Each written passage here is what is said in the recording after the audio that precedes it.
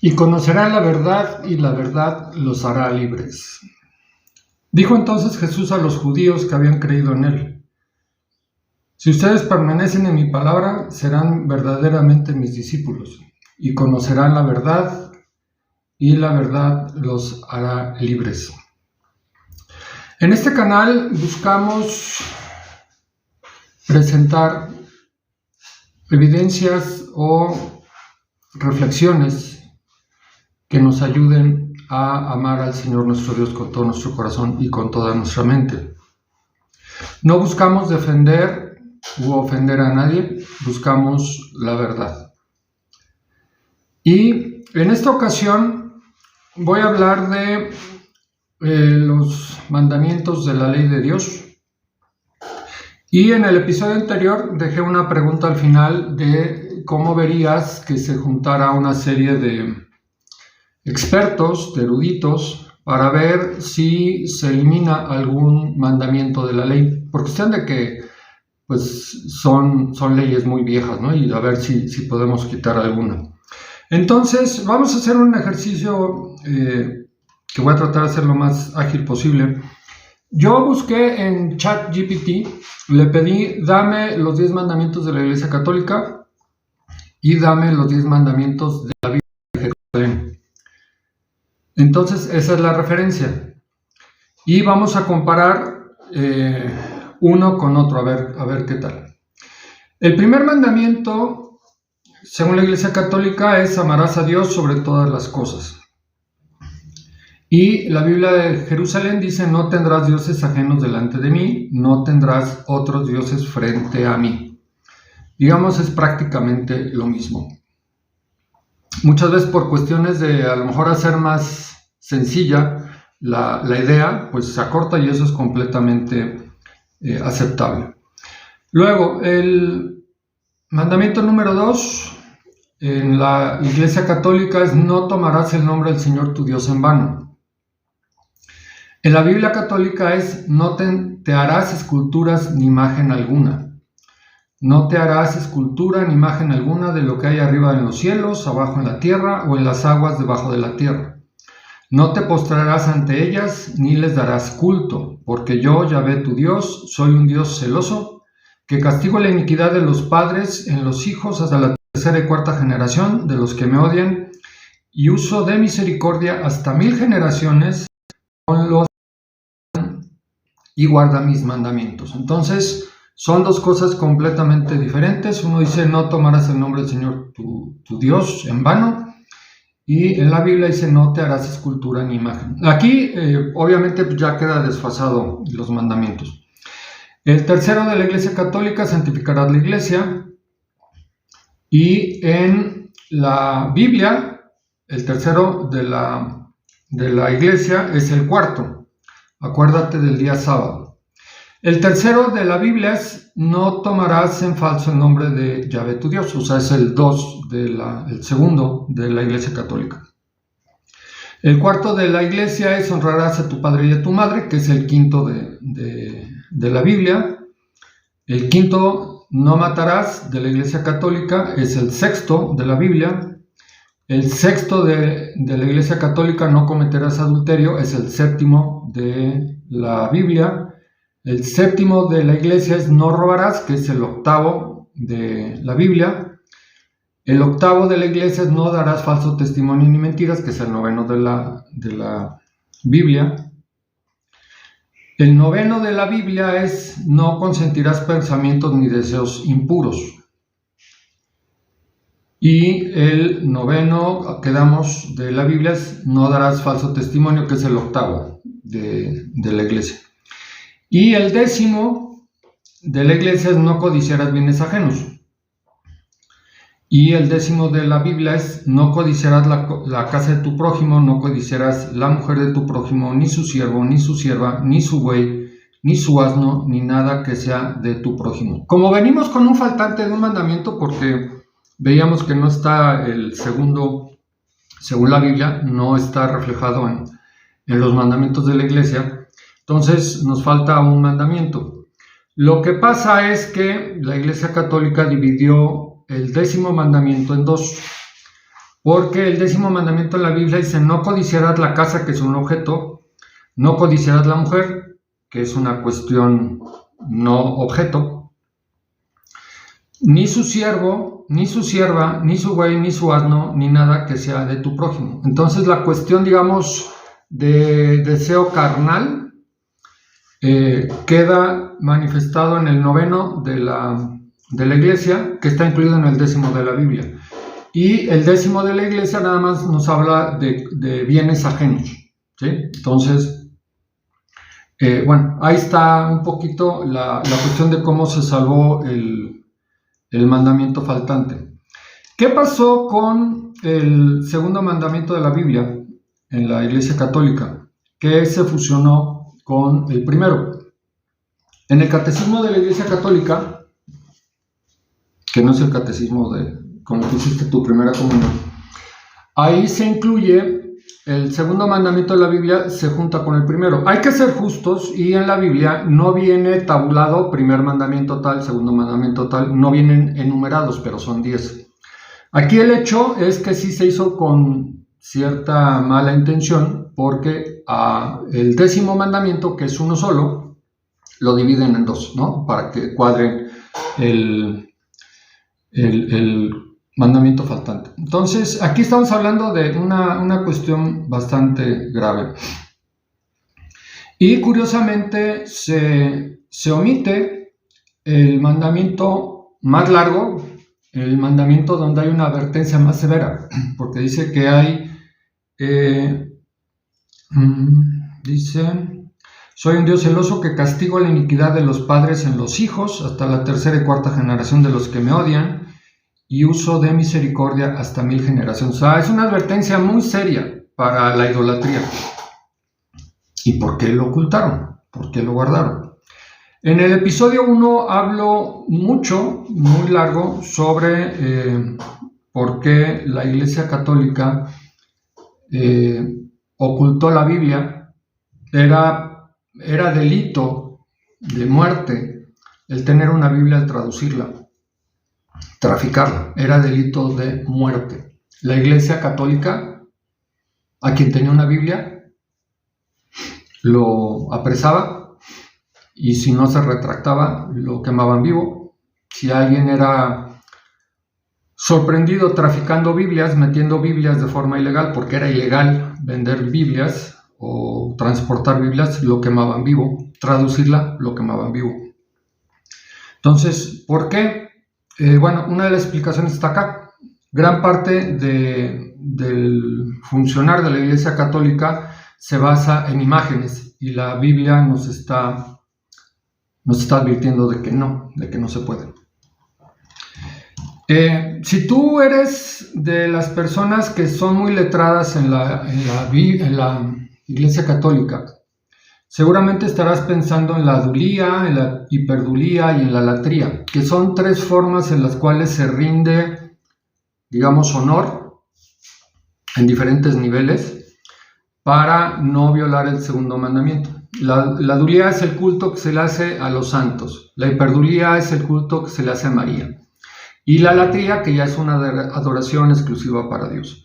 Pero aquí lo grave es que tal vez tú, por tu trasfondo cultural, tu preparación, tú estás consciente de que una imagen, por ejemplo, una estatua o una imagen de algún santo o de la Virgen, incluso de Dios, es una representación gráfica, pero ese objeto no es Dios. Eso lo entendemos la gran mayoría de las personas, pero estamos hablando de un mandamiento que es una orden directa de Dios, que podemos decir que es el único mandamiento que tiene una amenaza, y es el más extenso, el más duro. Entonces, si ese mandamiento lo ocultamos, está en el catecismo, pero en la literatura resumida, nada más dice: amarás al Señor tu Dios, amarás a Dios sobre todas las cosas, que no es lo mismo. Entonces, ¿cuántas personas de la Iglesia Católica tienen un catecismo? ¿Y cuántos lo leen?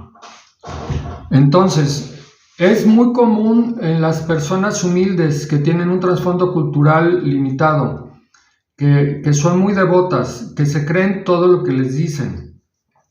A esas personas las estamos orillando a tener una maldición de Dios por idolatría. Las personas educadas, las personas que a lo mejor conocen un poco más a profundidad de su religión católica, comprenden que el objeto no es al que le están adorando, pero la gente humilde sí lo hace. La gente humilde va a peregrinaciones y van a ver al Señor, al Jesús doctor, o a la Virgen de tal lado, porque es bien milagrosa, pero también es bien vengativa, entonces hay que tener cuidado con ella. Eso ya es idolatría. Entonces, ¿por qué ocultar un mandamiento? ¿Y por qué arriesgar la vida eterna de tantas personas? ¿Por qué vivir en la rayita? ¿Por qué no ser claro y decir, bueno, si a Dios le ofende eso, no lo hagamos? Pero sí lo hacen, arriesgando la vida eterna de la gente. Entonces, eso no se vale. Hay una cuestión interesante que muchas veces me preguntaba. ¿Cuándo la iglesia pasó de perseguida a persecutora? ¿Cuándo empezó a perseguir infieles la iglesia?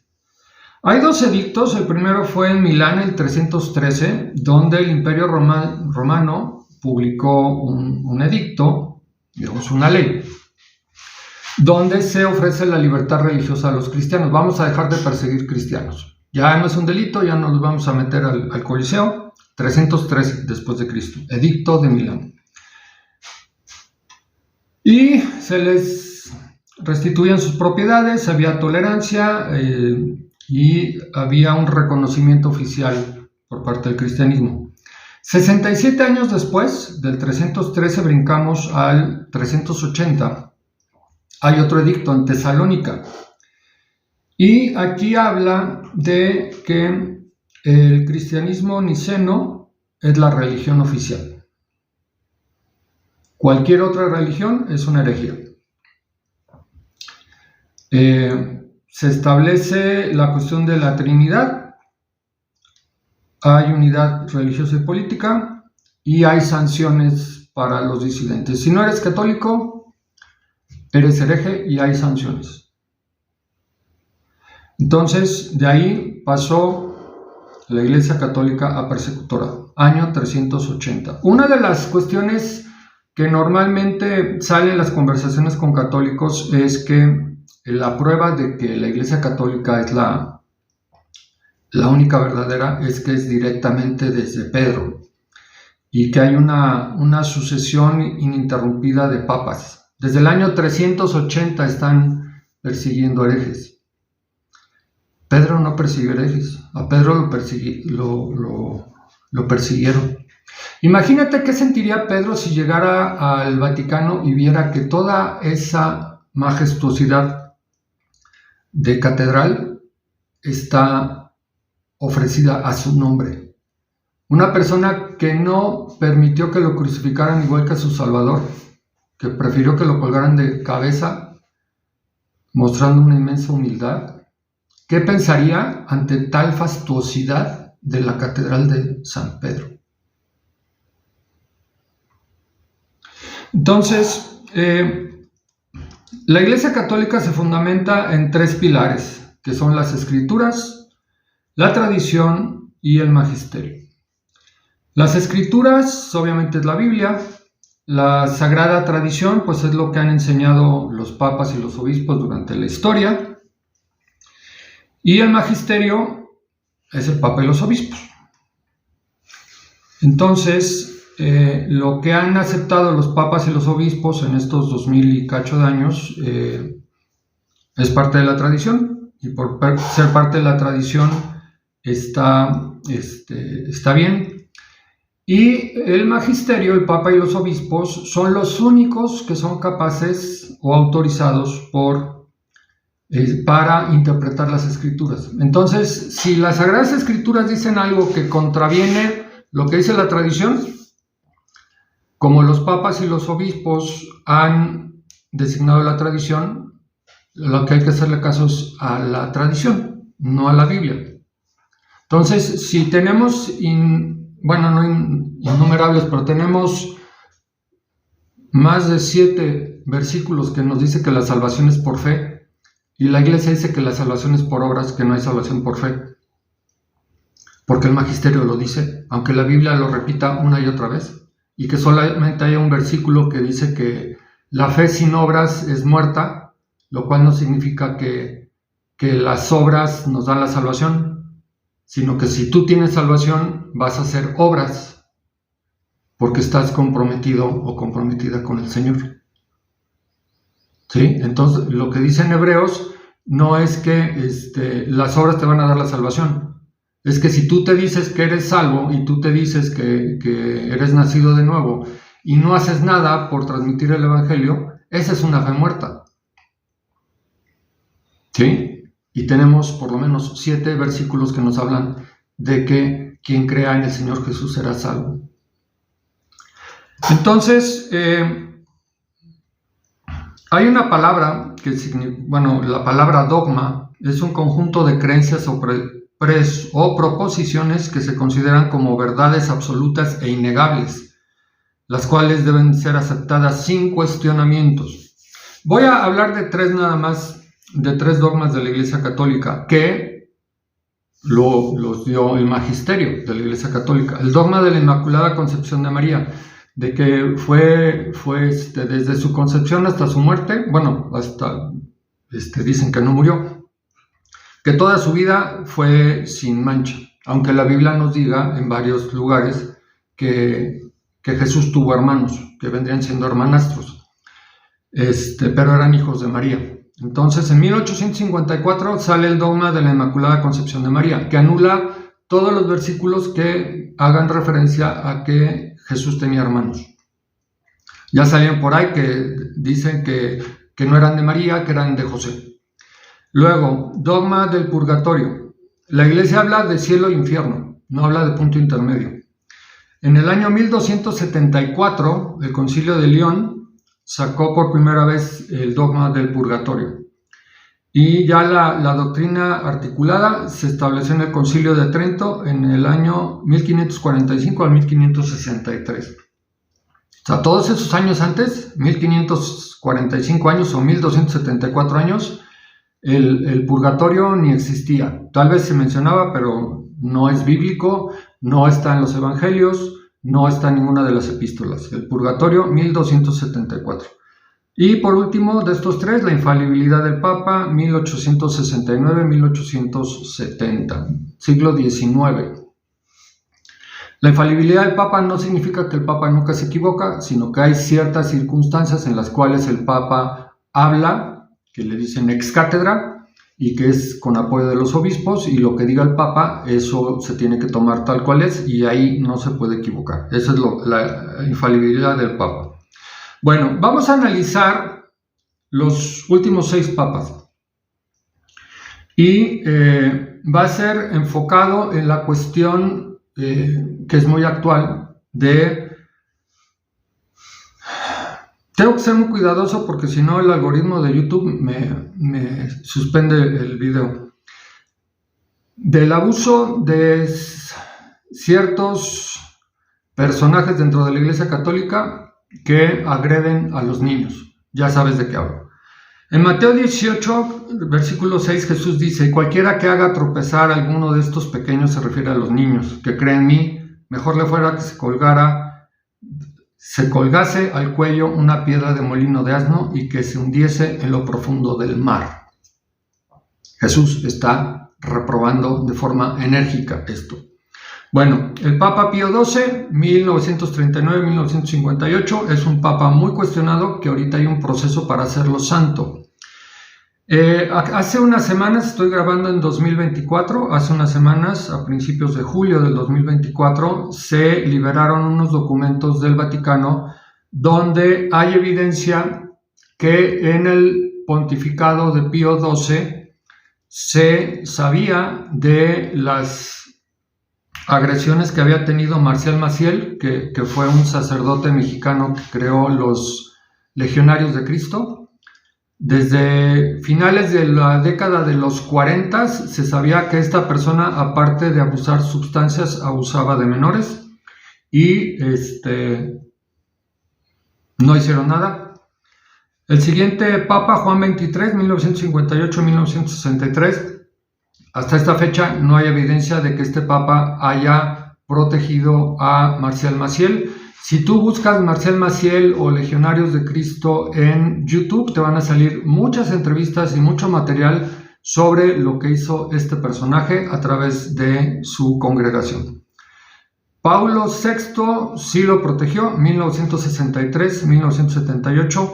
De Pío XII te dejo en la descripción de este episodio, te dejo la liga a una nota periodística que habla sobre la investigación de este tema. Juan Pablo II también acaba de salir el año pasado, 2023, una carta, se hizo un escándalo muy fuerte en Polonia, una carta de un obispo de Polonia que se apellidaba Wojtyła. Esta carta dirigida a un obispo de Austria le estaba pidiendo apoyo para reubicar a un sacerdote que había sido señalado de tener ese tipo de comportamiento con menores. Entonces, este papa ya lo hicieron santo, pero hay evidencia que, que reubicaba sacerdotes, y también fue un amigo muy cercano de Marcial Maciel. Marcial Maciel llegaba con cheques de millones de dólares, se los daba personalmente al papa. Durante el pontificado de Juan Pablo II, Marcial Maciel le cambiaba a las altas jerarquías de la Iglesia Católica en el Vaticano, les regalaba un Mercedes-Benz de superlujo con chofer cada año. Hay que ser justos, Benedicto XVI, o sea, Joseph Ratzinger, nunca le aceptó un coche. Entonces, con esto de Marcial Maciel, hay un grupo de 8 sacerdotes mexicanos que lo acusan de abuso. Busca en YouTube, es toda una historia, toda una tragedia. Nunca les han hecho caso a estas pobres personas. Y hay evidencia fehaciente de que Marcial Maciel abusó de ellos y que el Vaticano, especialmente Juan Pablo II, los ignoró. Se menciona que en ese periodo, no me consta quién lo dijo, pero la conclusión fue: es preferible que 8 personas sufran injusticia, hablando de estos 8 sacerdotes, a que miles de católicos pierdan su fe por esta situación. Entonces, miles de católicos han perdido su fe por esta situación y estas personas siguen sufriendo injusticia. Hay que hacer un paréntesis. Si hay un mal ejecutor de las obras de Beethoven, la culpa no es de Beethoven. Si hay alguien que toca el piano malísimo y dice que toca Beethoven y lo toca mal, la culpa no es de Beethoven. La culpa es del mal pianista. Todos los religiosos que han dado mal testimonio no es culpa de Dios, no es culpa de Jesús. Es culpa de esos malos personajes. ¿De acuerdo?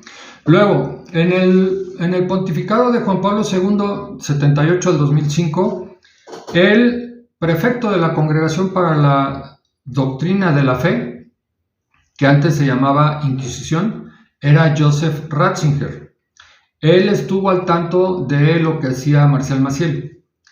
Y hasta que Benedicto XVI fue papa, hasta que Joseph Ratzinger se convirtió en papa, en el 2006, Ratzinger fue del 2005 al 2013. En el 2006, Ratzinger le dijo a Marcial Maciel que se tenía que separar de su congregación y que se tenía que ir a vivir, a orar a X lugar. Se fue a vivir a Miami con su segunda mujer y con su hija, y como siempre se la pasó disfrutando de las mieles de los placeres del mundo. Entonces, desde finales de la década de los 40 hasta el 2006, esta persona estuvo abusando de menores y la iglesia, sabiendo lo que hacía, sabiendo los papas lo que hacía, no hizo nada. El papa actual, el Papa Francisco, del 2013 hasta el día de hoy, cuando se le cuestiona sobre estos escándalos, dice que el porcentaje de responsables de estos eventos sacerdotes son el 2% y que principalmente el 40% son cuestiones dentro de las familias. También se presenta este problema en, por ejemplo, equipos deportivos o grupos infantiles, etc. Lo que es sumamente grave es que no hay una condena explícita por parte del Papa Francisco. Y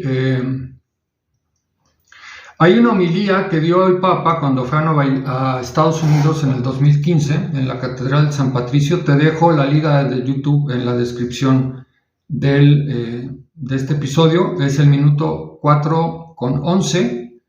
Ahí aparece lo que te voy a leer.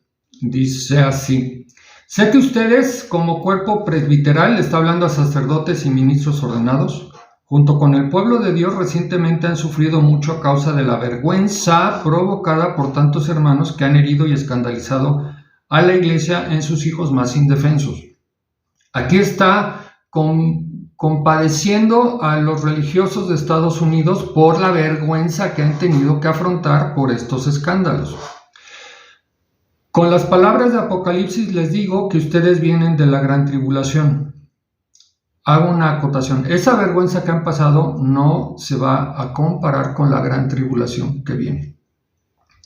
Los acompaño en este momento de dolor y de dificultad. Le está hablando a los religiosos, no a las víctimas, no a las familias de las víctimas. Se está compadeciendo de los pobres religiosos que están sufriendo vergüenza. Y los que sufrieron el ataque, los niños, niñas y sus familias, a esos no. Con ellos no hay condolencias.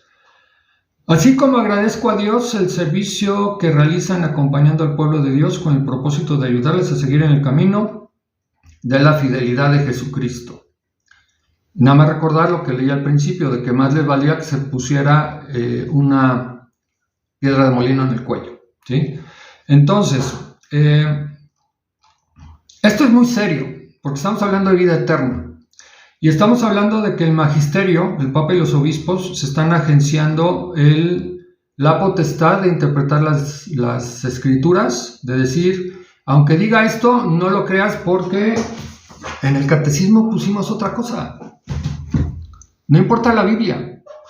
Por eso la estuvimos escondiendo, porque nos estorbaba.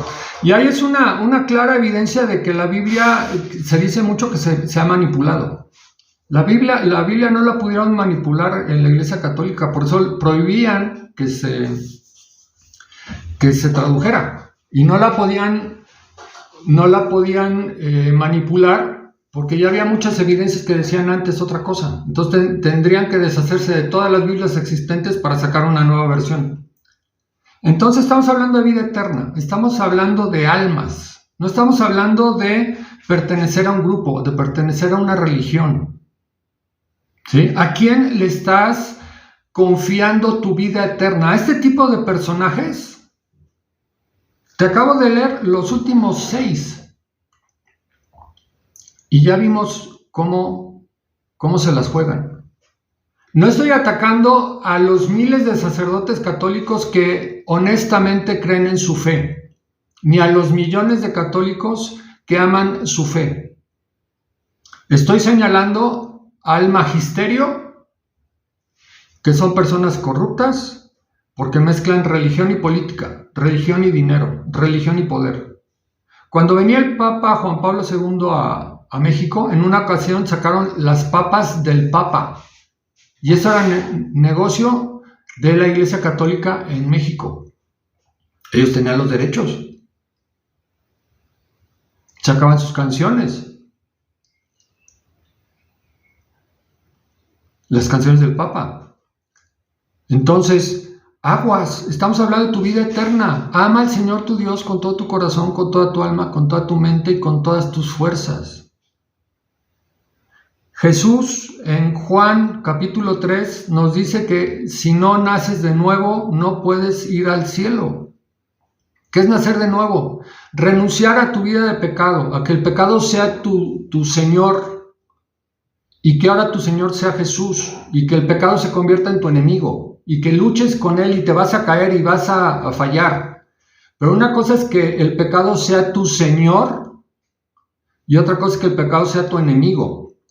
Y tu enemigo lo combates con el apoyo de Jesús. Entonces es tu vida eterna. Debes de tomar una decisión. Es tu vida eterna. Puedes morir en cualquier momento. ¿Cuándo vas a tomar una decisión de afrontar esto? Va a traer consecuencias en tu vida social, en tu vida familiar. Pero estamos hablando de tu vida eterna. ¿Cuándo vas a tomar una decisión de buscar a Dios y no que el pertenecer a un grupo te dé la aspiración a que tal vez me salve? Te invito a que veas los otros episodios de este canal y que realmente tomes acción hoy, porque no sabemos cuándo vamos a ser llamados.